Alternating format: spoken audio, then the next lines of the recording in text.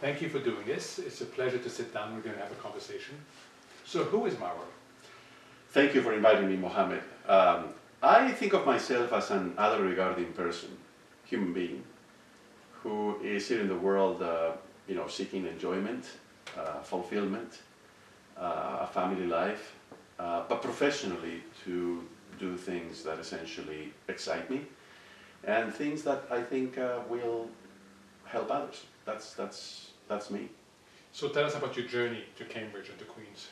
So this is an adventure. People often ask me, why did you leave the United States after 34 years there and 25 years at the Wharton School of the University of Pennsylvania? And I always say, adventure. There's no logical or rational reason why you would leave, an outstanding American university. By the same token, there's 1,000 reasons or perhaps more to join such a fantastic place as Cambridge. But if I have to sum it up in one word, it would be adventure. So we also hear that you had quite an academic adventure. You were involved with much more than the business school at the University of Pennsylvania, multiple degrees. So tell us a little bit about this. How many different departments were you involved with at UPenn, and how many different degrees have you acquired through your life? Well, in terms of degrees, I have a bachelor's degree, so basic undergraduate degree from my home university in Spain in business management. I also completed over there a PhD in political economy. Then I moved to the United States to get my PhD in sociology at Yale University. At Penn, I was essentially a professor at the Wharton School, but then over the years I got involved with several other units within the university. The most important engagement was with the Lauder Institute, which is a joint degree between the School of Arts and Sciences, a Master's in International Studies, and the Wharton School, the MBA program. But I also was involved with the law school. I was a director of a business certificate that we offered the El-Erian students. El-Erian students are people who come to the university with a law degree from some country in the world, and then they get a one-year master's in law. So we added a business certificate to that, so I was also in charge of that. And then the last thing that I did, which was also interdisciplinary, for 21 years, I taught a class along with a historian and an anthropologist about globalization, with oftentimes more than 200 undergraduates attending. So a lot of people talk about interdisciplinary and the advantage of interdisciplinary. You lived it. Yes, of course. So how hard is it to live in the middle, where you have many different circles interacting, and where buy-in for interdisciplinary used to be pretty small, now it's getting a lot bigger. But how has it been? Well, I think science and social science, the humanities, are all becoming interdisciplinary. There's no question about it. Now, I think it was dangerous to pursue that kind of a path 30 years ago when I started, because my PhD is from 1992, so exactly 30 years ago. So at the time, people weren't used to evaluating, for example, for promotions, people who were interdisciplinary. So I tried to do my best. I think I was lucky to be at a place where that kind of research was appreciated, was valued, and it was rewarded. But at the time, I wouldn't have, recommended anybody to pursue that path. Today, I think it's a completely different story. And especially at a place like Cambridge, by the way, one of the things that has impressed me the most about Cambridge is how easy it is to collaborate across boundaries. So let's talk about Cambridge.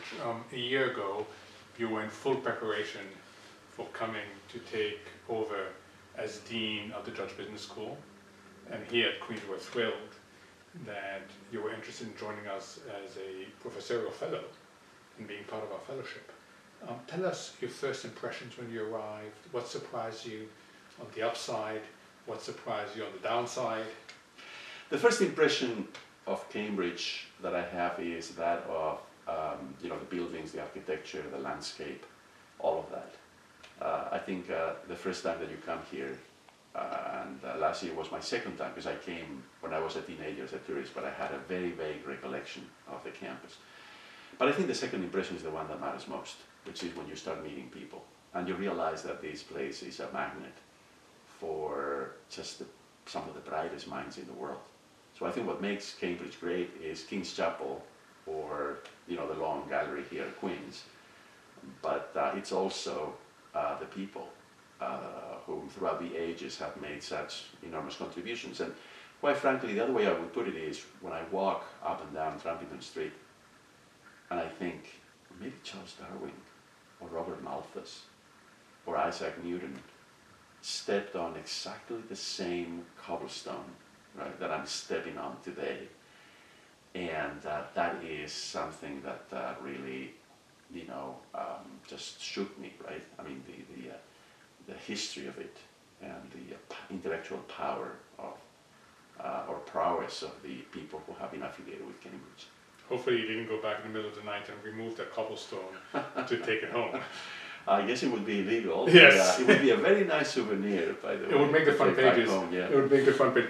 I remember you telling me that one of your pleasant surprises was lunch at Queen's. This notion that you walk in, you have no idea who you're going to sit next to. So, and I know that you've been actively participating in lunch at Queen's. So tell us a little bit about it. Absolutely. So I come twice or 3 times a week at least, unless I have a visitor who has to meet with me at lunchtime. I come here and I sit at the fellows table. Now, with some of the visitors, I actually bring them to Queen's. So it's just fantastic because it's random, right? It depends on who arrives at what time, and then you're sitting next to a different fellow each time. And I've had amazing conversations about medieval Japan, about physics, about astronomy, about math, fields that are obviously very distant to my own daily research or preoccupations. But there's always something that I learn, and it's just such a gift and such a great opportunity to be able to spend it's about 45 minutes each day talking to somebody who is an expert in some other field about what is it that they do. It's just a tremendous opportunity. That's one where I know that the fellowship has benefited enormously from your interactions and your contributions. Okay, how about the Judge Business School? So you're Dean. Do you know now what you want to be remembered for in 10, 15 years' time? Well, I would like to be remembered for offering the students the best possible learning opportunity and for enabling the faculty to produce the best possible or the most useful knowledge that then we can transmit to our students. That's what I would love to be remembered for. Now, in order to get there, of course, you need to implement a couple of things. My baby is lifelong learning. So given the demographic trends in the world, given how quickly technology makes everything obsolete, I think lifelong learning is the way to go for every educational institution, not just Cambridge. And I want our business school to be the leader in the world when it comes to lifelong learning. And that's what I would like, more specifically to be remembered for. So it sounds such an obvious proposition, but it hasn't been implemented well around the world. Exactly, because no business school, no university, I think, has taken it seriously. But there's another constraint, which is how many alumni do you have? Because lifelong learning is about your alums. And at Judge Business School, we have about 11,000 alumni. So we can launch the world's best lifelong learning with, a reasonable amount of resources. However, there are other business schools out there that are much older than we are, that are much bigger than we are, that have over 100,000 alumni. And if they want to get serious about lifelong learning, they will need to get a football stadium. So that's our advantage. Sometimes, as you know, and there's all of these tales in literature and also in religious texts about how oftentimes the smaller player actually wins over the larger, more powerful, stronger player. That's the way in which I want to position our school, because we are small, we are young, but I think we can turn those two characteristics to our advantage. So we're going to come back to that, but you raised football, so I have to ask. One of the issues that was debated was your love for Real Madrid. Now, Real Madrid is not a small disruptor. Real Madrid is a big incumbent, the evil empire. How could on the one hand you favor the small disruptor when it comes to business schools, and yet when it comes to football, you go for the other side, for the evil empire? Well, Mohamed, sometimes when you're like 5 or 6 years old, which is, I believe, when I made up my mind that that was going to be my team, you make mistakes. right? And then you have to pay for your mistakes for the rest of your life. Some people tell But you, it's a you've been heavily mistake. rewarded. You've been It's a heavily rewarded. mistake. It's a mistake that actually gives me many pleasures. Yes, but from that point of view, yes. I mean, you can accuse me, or somebody can accuse me of being inconsistent. But you know, right now, the reality is that I am heading a business school that has those characteristics: youth and relatively small size.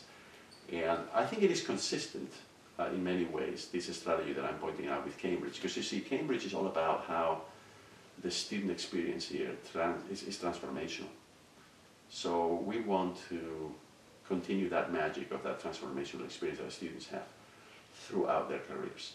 So it is consistent with Cambridge, and that's what really matters to me, right? It may be inconsistent with some decisions that I made when I was young, before I even knew that I would end up at Cambridge.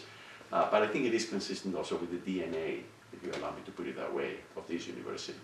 So I was just joking about the sports. So let's go back to Judge. There's a lot of admiration around the university, how agile Judge is, and it's becoming even more agile under your leadership. So people are asking, to what extent can Judge help being the connector between the incredible work that's being done on major societal challenges, the climate, to business? Mm-hmm. And can Judge be the connector and really help, if you like, address these incredible challenges that we face as a society? Yeah. Mohamed, I'm so happy that you asked me this question, because it is like a central element of my strategy. And it is the strategy that the school has adopted, because I have essentially sat down at the table with the faculty and with the professional staff and the alums, and we have agreed on this strategy, which is to engage with the rest of the university. We are definitely leaders when it comes to the environment, social inequity practices in business. We strongly believe that business has to be part of the solution, not part of the problem. As you know, since especially I think the 2008 crisis, business and the financial sector have been part of the problem. We want to be part of the solution. We want to offer solutions to all of these big challenges that exist in the world. So what are we doing? We're collaborating with other parts of the university to essentially offer the world solutions in these areas that can be implemented through the business sector, which of course plays an outsized role in the economy. So that's exactly our strategy. Strategy is to collaborate with other parts of Cambridge. We can join forces. Yes, we are more agile. We think of ourselves as a gadfly. I love that word. We're a gadfly, right?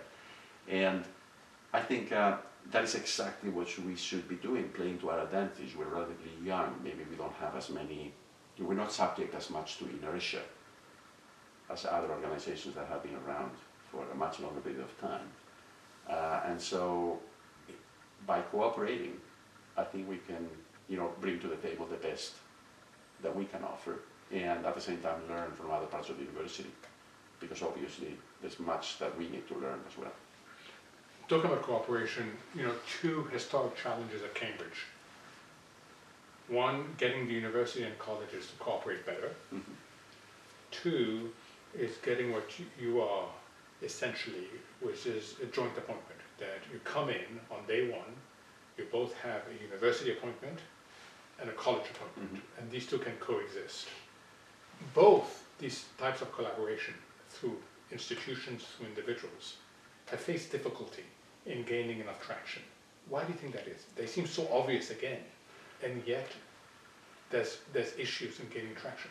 Well, I think what you're describing is essentially what organizational theorists like myself, that is my field, my subfield, would say it's a matrix structure, right? In a matrix structure, everybody essentially has two directions to pay attention to.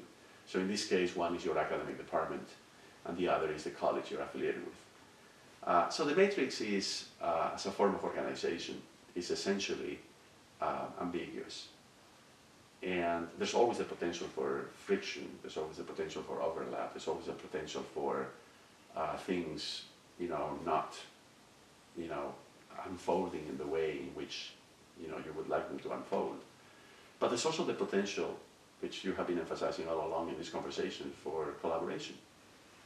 And the matrix or a matrix style kind of organization won't work unless all of us who operate inside of that matrix, which is essentially the fellows, the professors, in my case a professorial fellow, unless we make an effort to try to make the most out of those ambiguities and all of those potential, frictions or conflicts.